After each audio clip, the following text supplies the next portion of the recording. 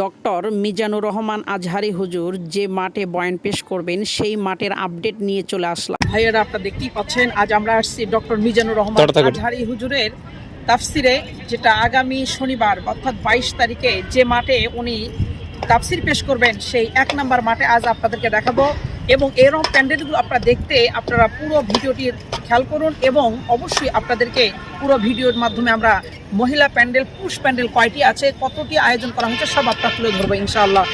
চাঁপাইনবাবগঞ্জ বিশ্ব রোড থেকে সেই মাহফিলের প্যান্ডেলগুলো দেখার জন্য রওনা দিলাম। অনেকগুলো মহিলার প্যান্ডেলের গেট দেখতে পেলাম। আমরা পুরুষের প্যান্ডেলের গেট দিয়ে আমরা ঢুকে আমরা সেই মাহফিলে দেখার জন্য এবং ভেতরে ঢুকলাম এবং অনেক সুন্দর প্যান্ডেলের কাজ চলছে। আমরা দেখতেই পাচ্ছি আজ 19শে ফেব্রুয়ারি ডক্টর মিজানুর রহমান আজহারি হুজুরের প্যান্ডেলের কাজ মোটামুটিভাবে অনেকটাই হয়ে গিয়েছে।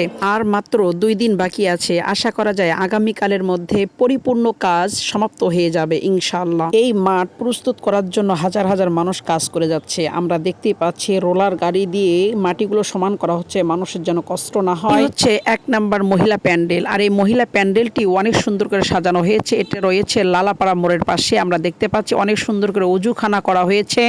এরকম অজুখানার পাশাপাশি অনেক বাথরুমের ব্যবস্থা করা হয়েছে।